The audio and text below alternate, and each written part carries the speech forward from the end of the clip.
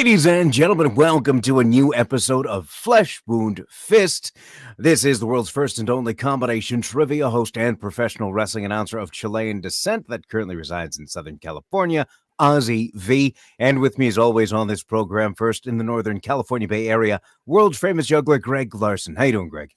I'm doing great. Been throwing some fists in the new Batman VR game, so life is great. It's perfectly themed for Fist. Fantastic. How are you doing, Ozzy? Oh, we're going to get to that in a second. Todd, how are you doing? I am doing well. This is our 10th Fist episode. 10th Fist episode. So this is the double-fisted episode. All right. No, but seriously, I understand that I'm wearing a Raiders jersey on purpose, and we're recording today on October 27th. They didn't win, but I'm still wearing the jersey because I wanted to have the full picture. Todd, can you hit the music? I'm going to rant on football a little bit because I know there's just a little bit of BS. Play the music because what's going to happen right now, I'm going to explain what happened in this Raiders versus Chiefs game. We're down. I can hear the music. The Raiders are down 13-17. What is it, Todd? I was going to ask. Can I go? What? If you waited to wear your jersey till they won, would you ever get to wear it? I don't know. I don't know. I can't honestly answer that question. What I do know is that Patrick Mahomes was going to be sacked in the end zone, except Max Crosby was held in the end zone, and even the commentator said that should be a safety. It should be a safety. He's held in the end zone. And then when they tried to replay it, they had cut the replay off and just said that he was down, that they put the ball at the half-yard line. See, now here's the thing where I like to call BS, is the fact of the matter is if the Raiders had that safety, it then would have been 15-17, and the Raiders would have gotten the ball back. The next drive, after they shut down the Chiefs on that one, they ended up going for it on fourth down for a touchdown, scoring the field goal. If they were down 15-17 instead of 13-17, they would have gone for the field goal and been up 18-17, completely changing the trajectory of the game. But my BS meter on my Apple Watch was going off like crazy when the refs gave it to Patrick Mahomes. You Kermit the Frog jerk! All right, ladies and gentlemen, this week we do have the pleasure, you can cut the music, we do have the pleasure of reviewing and discussing. I said you could turn it. I was trying to fade it. There's a button. I'm trying something new. Jeez. Oh, no, there's plenty of buttons, and plenty of them were pushed today on my account. Sorry. Okay, today we are reviewing and discussing. Devontae Adams. So Hey, you know what? Both the teams lost, so not like it matters. All right, so this week we are reviewing and discussing Tower Heist, which was released on November 4th, 2011. Todd, do you have a trailer available?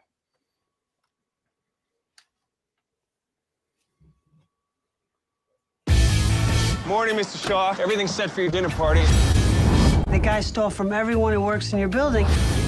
They're gonna get our money. It's all gone. I'm thinking of becoming a male prostitute. Think I might have a better idea. So you're saying you want to rob $20 million from Arthur Shaw's penthouse apartment? You're gonna go to jail. Yes. You're gonna die. Probably both. Yeah. Yes. Join me. I'm in.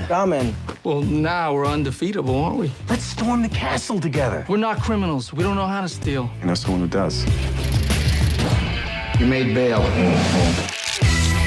Today I taught you how to pick a lock with a bobby pin. Here's your bobby pin.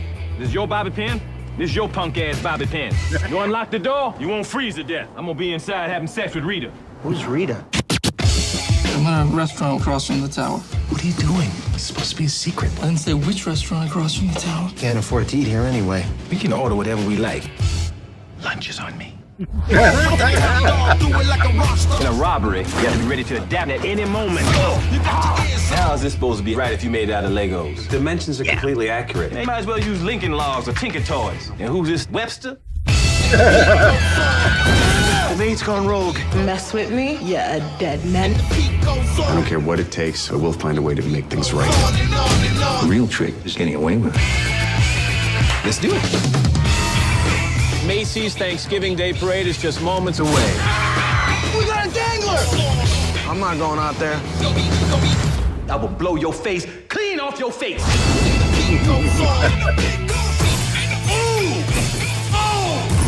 Whoops! What the hell were you doing? You would start foaming up in the mouth and your eyes would go crooked. It was very scary.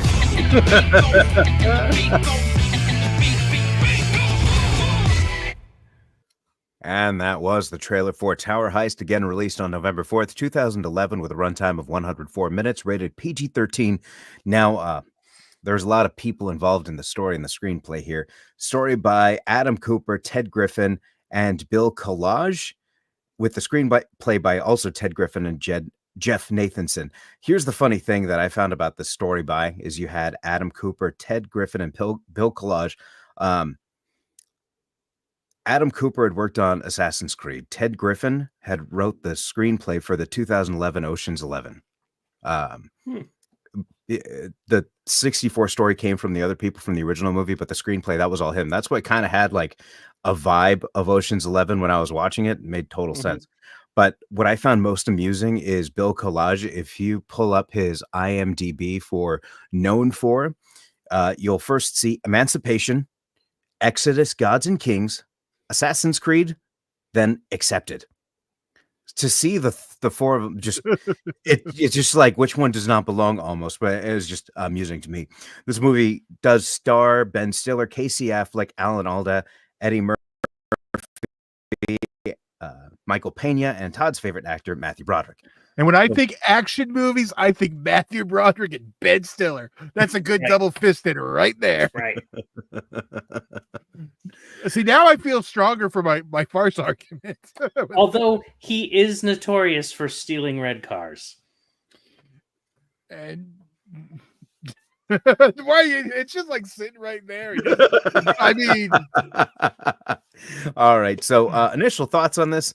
I recall seeing the commercials and trailers for this when it came out, and I remember thinking to myself, "Oh, I'll be happy to see that one day." And that one day never came until like, to be honest, I don't even remember discussing this as a movie we were going to review. So when you said it was being uploaded, I was like, "Oh, okay, sweet, I'm down." I was pleasantly surprised with this. I actually exceeded my expectations to what I was going in. Todd, you sounded like you had something to say. No, I was dreading watching this one. Really? Yeah, it didn't feel like it was going to work for me. I'll just leave it there until we get to me. Okay.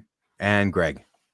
Yeah, this one, I mean, cast-wise, I was excited for it. I didn't know how it was going to be, especially so many comedians in an action film. But, I thought can't be that bad. So, I was along for the ride on this one and pretty excited to see where it went. What I really did enjoy about this is that it had the older style of Eddie Murphy versus the newer style. So it was fun to watch. And I almost wish it would have been his brother instead. I would have liked that character in there. Yeah. The interesting thing about Ben Stiller's role in this movie is just like his every other neurotic, anxiety-ridden, but for this movie, it works. And it kind of just made, that was like the fuel that kept things going, was his desire and passion to like make things right, but still like feel that all the responsibility is on his shoulders. And when Ben Stiller plays genuine, he can play genuine really well. So it was like it was just fun for me. It wasn't a moment where I was looking at my watch thinking how much time is left in this, or I'm starting to get bored. What are we doing here?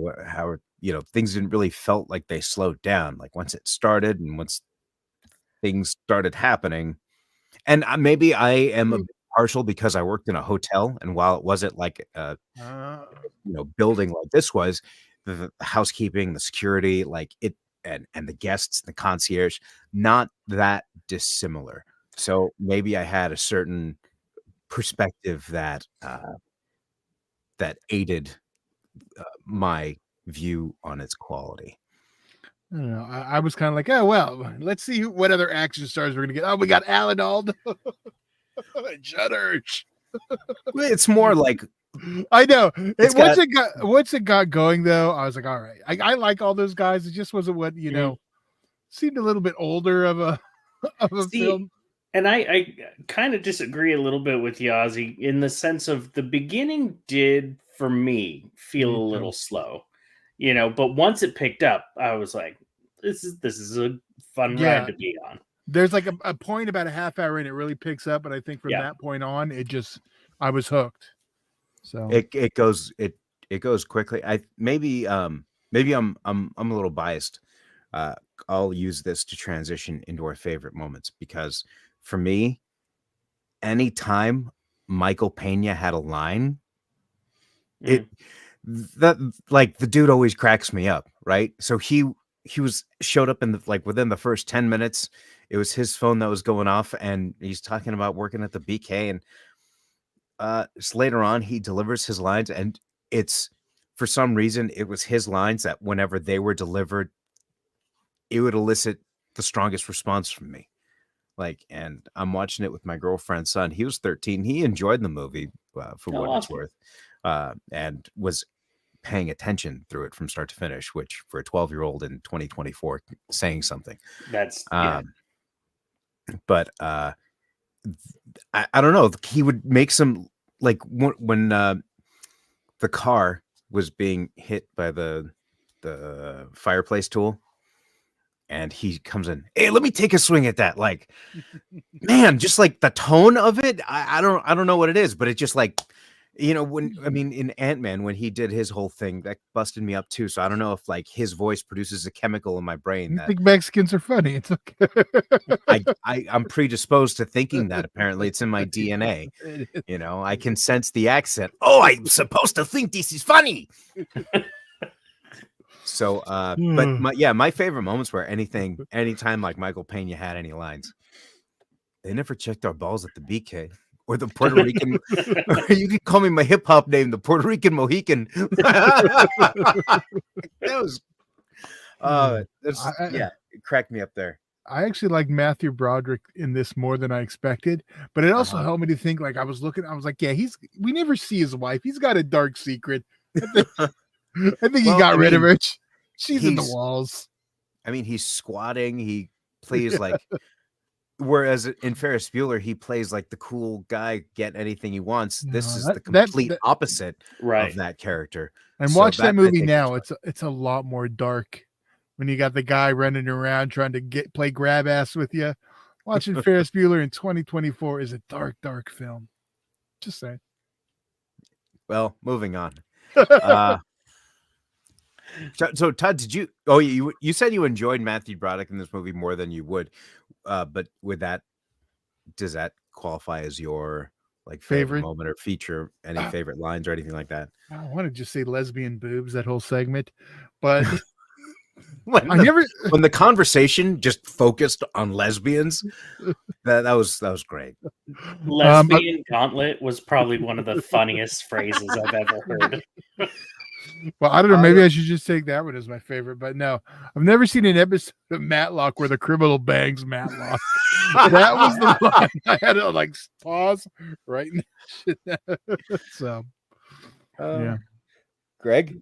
I mean, mine was definitely the lesbian gauntlet phrase, but since it's already been brought up, there's a moment where Ben Stiller is having some drinks with the FBI agent, and she's talking about how much she knows him, and then brings up his middle name and laughs at him.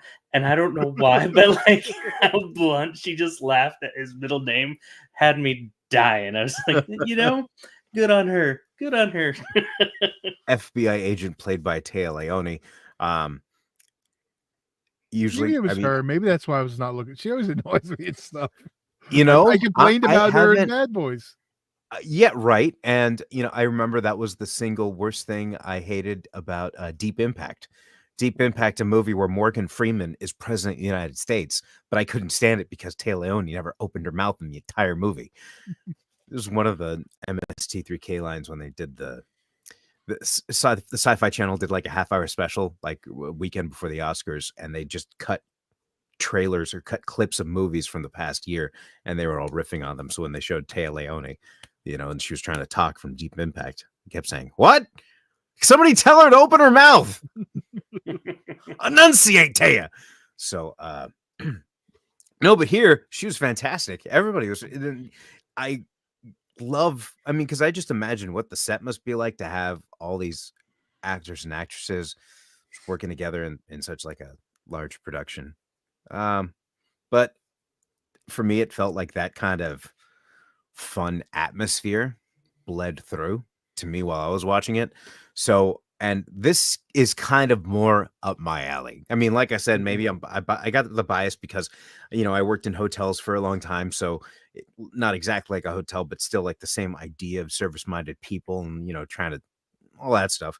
But I mean, I'm such a sucker for action stuff, like action with a little bit of comedy, whatever. I'm there.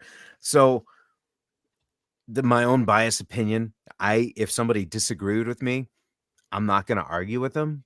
But for me, in terms of my personal tastes and just what I enjoyed, was I able to check out mentally and just enjoy this film? Yes. And it was a 5 for me. I could tell the build it was coming. Wow. Yeah, no, as we were talking about earlier, it was a little slow to begin with, and there were some parts of it that were so obvious that were going to happen, like the setup with the um lady at the desk and talking about her trying to pass the bar, and we're like, well, this feels forced because we know where this is going to go later. So there were moments like that that I just felt were just too you didn't get that surprise moment, but I had fun, and the whole movie was a fun movie, especially after that, like you said, Todd, after that half-hour marker. So I really enjoyed the ride. I enjoyed the action sequences. I enjoyed the how it ended overall. So I still have to give it a 4. I really did have a good time with this movie, and I definitely recommend it. Although I do feel like Eddie Murphy maybe should have been like an undercover FBI agent, and that's why he kept trying to stop everyone from doing things. He's like, let me be the one to commit the crimes because I'm actually undercover this whole time. I thought that'd have been a fun. I don't know. Maybe there's an alternate cut out there. We don't know. Maybe, yeah. There is alternate endings on the Blu-ray. Oh, really? Interesting. Yes. Too bad we don't. I know. Too bad I didn't bring it up sooner. Yeah, I'd be interested to see those alternate endings. But Todd, how about your rating? I'm also a 4 on this one. I can't give it a 5 on Fist because that's yeah. I'm a 4. Okay. I mean, like I said, I'm not going to disagree with you guys. It's not like you guys gave it a 2 or anything like that, or even a 3. I've been shamed for giving something a 4 when you've given it a 5. So don't come at me like that. Like you've never done that.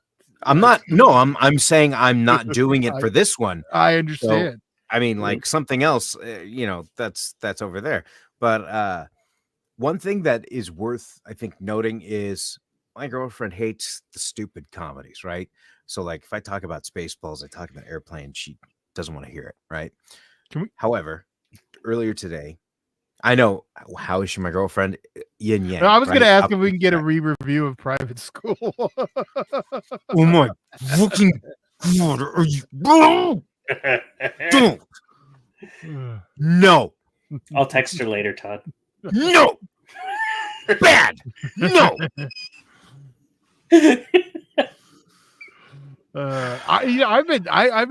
I've been good. I've been trying to find movies that you'll like versus ones that you're gonna hate. Well, okay, but back to what I was saying is, she had her son reading for a couple hours, so I said, and there was the movie we saw yesterday. So I said, because she was out at the time, so you want to see that? By the time this is done, he'll be done reading or whatever. We have dinner. So she was building Legos at the time because we had just finished watching football, and she kind of like stops, puts like everything she's doing down, and then she's just like watching. And then as soon as Matthew Broderick shows up, like, because he goes up to the apartment to tell him he has to be evicted. Mr. Matthew Broderick's character, Hugh something, Fitzhugh, right? As soon as she sees him like all disheveled and how the room is all set up, she's like, stop. I want to see this later, and I don't want to do anything else. I just want to watch this movie. Right. Wow. So there's a certain level of charm that attracts, I think, a certain type of personality that wouldn't normally be attracted to either action movies or particular comedies. And it's the Broadway guy. maybe I don't know. I know it's I'm just saying this would surprise somebody out there. So if like somebody comes across this review thinking that they would never watch the movie, they could potentially be one of the people that just like, if basically my baseline is if you enjoyed Ocean's 11, I think you'd enjoy this. Yeah. I think Now, that's a fair assessment. I do have to ask you, Ozzy, especially since you bring up that you were working on some Legos. Did it agitate you as much as it did me? And it was in the trailer that we just watched that they were talking about 2-scale Lego builds. And obviously, the character Eddie Murphy held up was not a Lego figure. That was not at all part of that collection. Well, on first sight, when he first pulled it up, I presumed it to be a Duplo figure. So that made sense. That like, fit for me. I was just happy they were using Legos. That's fair. But I guess that would prove his point that they weren't to scale because it was a Lego man. You could argue it's close enough. Yeah, those walls would not have been to scale with a Duplo character. Fair point. So this does conclude our review of Tower Heist. Unfortunately, as of October 27th, not available to stream anywhere, but you are able to purchase it or rent wherever you consume your favorite digital content. Or a 7-day free trial on Stars with Amazon Prime will get it for you. There you go. That too. That's also another option for you as well. And of course, if you are in the Orange County area, I'll be hosting trivia this Tuesday at the Rush Barn Grill beginning at 7 o'clock in Lake Forest, and at the Brewery in Placentia this Wednesday night, happening at 7 o'clock as well. Free to play and prizes for the top winning teams. Come on out, have some fun. So this episode is it is now November 4th, officially when this airs. Todd, do you have any news for the week of Flesh Wound features, for Flesh Wound horrors on this for this week? This week's kind of our Halloween hangover week, but we do have a special tonight, actually, immediately following us, our Toxic Avenger franchise show for our Halloween hangover week. And then tomorrow we have an Election Day special. Would you like to join us? You can come review such classics as President's Day and Trump versus the Illuminati. And what else are we doing? The Tripper, I think. There's a few others. What was the guy who played Winter Soldier? Bucky Brooks. Yeah, he was the apprentice. Sebastian Stan. Yes. The Apprentice. Yes. Was that one you guys were reviewing as well? It was not, but I did just discuss it on our Patreon exclusive show where we talked about some movies that we didn't do full reviews because everyone didn't see them. And that was one of them. So go check it out. And then, of course, most importantly, tomorrow being Election Day, go out and go vote. Make your voice heard. Exercise your right. It's not a privilege; it's a right, and exercise that right. What's that? And then come watch us talk about some stupid political movies. Some stupid political movies, and I'm just gonna throw out this recommendation. I'm not. Actually, I think we've. I know where it's. I know what you're. I think we've reviewed this. Actually, we might have reviewed this a year ago. If you guys haven't, check out Wag the Dog. It's a fun movie, fun political movie. I'm pretty sure. Actually, now that I think about it, we probably have reviewed it here. We have. Yep. Yeah. And Idiocracy. And Idiocracy. Those are our Election Day recommendations. I feel Idiocracy and Wag the Dog. All right, so if you guys don't have anything else, that'll be it. I'd recommend The Purge, but that's just me. Okay. I recommend Wag the Dog. Greg recommends Idiocracy, and Todd recommends The Purge. Everybody's happy. And ladies and gentlemen, for Flesh Wound producer Todd and world famous juggler Greg Larson, I'm Ozzy V, and we'll see you next week right here on a brand new episode of Flesh Wound Farce.